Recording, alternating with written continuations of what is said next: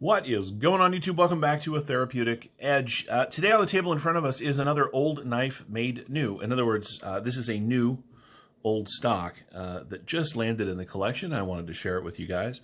Once again, I remind you that some of my tools, my scale, my calipers are packed away for the duration, likely, of the coronavirus outbreak here in California. As we are sheltering in place, my usual workstation and Women Carry Knives' usual workstation for making these videos has been converted mostly into her work-at-home station, and so some of our tools have been put away. I'll see if I can dig them out for later reviews, but for now, I'm doing just sort of general overviews, and that works out nicely because I haven't really had this knife long enough to do a long review on it. Let's just look at what you get. This is the ZT-0456. It is a Sinkovich design. It is all titanium with a CPM 20 CV blade. I love this knife. It is kind of short and fat and kind of stubby, and yet really, really comfortable in hand. The CPM 20 CV comes to a really nice slicey edge. I love the grind on this. There it is. You can see it a little bit.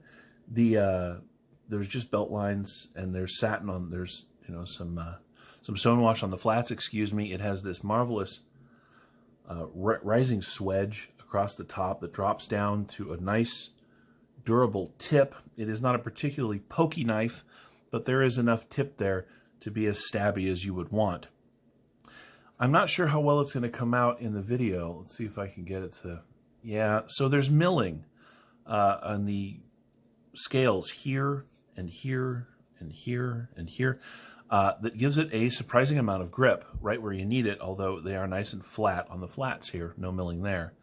The pivot is a standard T Torx bit, but it is their sort of hard use version where it sits down into the lock side of the scale, and it has this sort of ring around it. Now the ring is anodized blue with purples that pop through, and again, I don't think that's going to come out in this lighting, but just in these little spots right here, there's just a little bit of purple. Backspacer is titanium, but it does, for reasons I'm unclear on, not quite match the pocket clip, although it's close, or the pivot. I have ordered a deep carry clip in blue and two barrel spacers that I'm going to take this backspacer out and replace it with two barrel spacers back here. I think that is going to look very cool. All of them will be the same blue as this pocket clip.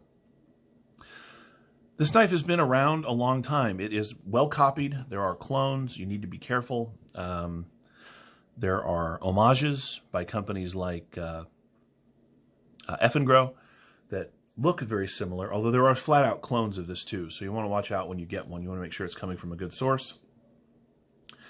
It is a strange and interesting design, and I really enjoy it. I mentioned that it's comfortable. It really is. Part of that is because of how nice and fat it is through here in my big old hands. What it lacks in sort of length, it makes up for in filling the hand very beautifully. And the blade is such a worker. All of the interest in this blade is really up here, in this interesting swedge and the flats and the shape. The blade itself is a very straightforward bit of sort of never-ending belly. And so for push cuts and draw cuts and everything right down into using this thing in the kitchen, this is a marvelously functional blade shape, and I really like it. Now, I said it's not a very big knife, and it's not. Let's get some measurements out of the way. You get 1, 2, 3 1/4 inches of cutting on the CPM 20 CV blade. The overall blade is 3 1/4. There's a little more blade back here, but really, if we measure from this spot, it is lined up perfectly with the edge of the cutting, with the cutting edge. So nothing interferes with the cutting path at all. It is a well thought out knife. The overall knife is 1, 2, 3, 4, 5, 6, 7 3/4 inches long. The grip area from just behind the choil, as we do, is 1, 2, 3. And if you come up here, right, 3 1/2. So 1, 2, 3, almost 3 3/4 inches following this line up this way. It looks like this should be the grip, but I'll tell you, my pinky, because of how fat this is, fills up nicely right there, and this thing locks into the hand. It is really very, very well thought out. Closed, and I don't usually do this, but this is a stubby knife. You get 1, 2, 3, 4.5 inches closed. Now, it is kind of a thick boy. We are coming in just over a 1/2 inch, which is a little fat. But that's kind of the way this is. And man, there is no milling in here at all that I can see. This is a chunker. I wish I could weigh it out. It is a fairly hefty knife. Now, maybe that's why it hasn't been so popular. I do not love the pocket clip, and as I already mentioned, I am replacing it. As you can see, it is not a deep carry knife, which a lot of people, I guess, don't mind so much, but I'm not a huge fan. And considering how short this thing is anyway, I'm replacing it with an MXG full deep carry clip in the same blue so that this thing will drop into the pocket and essentially disappear. But for those of you that don't mind not deep carry clips, this is a pretty standard ZT clip. I think you're going to enjoy it.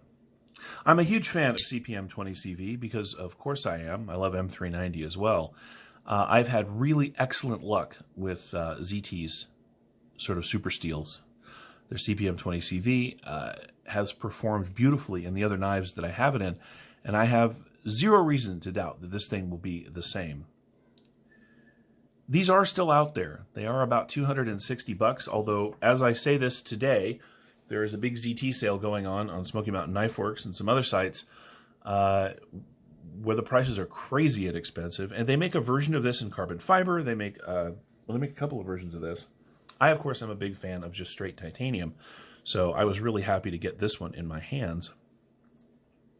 Let's do those size comparisons because measurements are fine, but showing you what it looks like compared to other knives you may know tends to be more helpful. So here it is against the bug out. If we line up those pivots, you can see that the actual dimensions of the 0456 are not much longer, really not much longer than the bug out. In fact, we're looking at about 1/4 inch. So this knife and this knife are very similar in length. Of course, dimensionally, they're wildly different. Here it is up against the the Griptilian, or full-size Griptilian, or in this case, the Ritter Hogue. And the Ritter Hogue is considerably longer, although you get just about the same amount of blade. And I got to tell you, this is one of those cases where I don't need this to be any longer. Again, the way this thing sits into the palm, God, this is, so I picked this thing up because I collect ZTs. I don't always keep them. I wasn't sure how I was going to feel about it. I've got very expensive knives. I've got a ton of knives. But man, this thing landed, and my first thought was, it's small. And my next immediate thought was, I don't care. It is very, very comfortable in hand. Would I like it better if they milled it out? Sure. Does that make me want to try the carbon fiber version? Yeah. I'm not a huge fan. Let me rephrase that. I don't really care how heavy a knife is. I carry 10-ounce pocket knives. I'm a big guy. They don't drag my pants down because I wear a belt. It's not really an issue for me. But this one is oddly heavy for its size. By way of comparison, it is heavier, and of course I can't weigh it out for you because I don't have my scale, than the Chavez 229, even though the Chavez 229 is bigger. Part of that is these are big, thick slabs of titanium. Now, because they've been milled in such a way, you can't really tell, but this swell through here is, I said, bigger than a 1/2 inch. And so these are thick. And they're big this way, too. I just think this is a cool knife. I really do. If you get an opportunity to get one of these in hand from a sale or used or something, I recommend it. Even at $260 or, $280. Look, that's a lot of money for a knife, but it seems to me, based on what I've been seeing, that has become sort of the norm for all titanium and decent steel knives these days, right around $250 to $300. There are a couple of things about this that I really do like, and I wanted to mention it before we go. The screws run all the way through the backspacer and into the scale side. In other words, there's no nut on this side. They're just threaded through.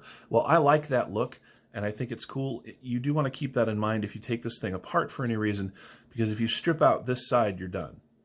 So when you're rethreading these screws into the body, be very, very careful. I know I will be when I replace this backspacer with barrel spacers. And I'll bring that back and show it to you in another video when I get that done. I guess that's it. This is the ZT-0456. It is a Sienkiewicz design. It is, I don't know, 3 or 4 years old at this point. But they keep making them. And for them to keep making them in this ever-changing market of knives tells me that people are still buying them. If you've had an interest in this, and the other knives on my channel that I have shared with you have worked for you, I think this one would too. Check it out if you get the opportunity. If not, of course, there are a million other knives for you and for me. That is the joy of collecting knives. Thank you so much for watching. I have been a Therapeutic Edge. You have been my excellent audience. I hope to see you next time. Please like the video on your way out, and we'll see you around.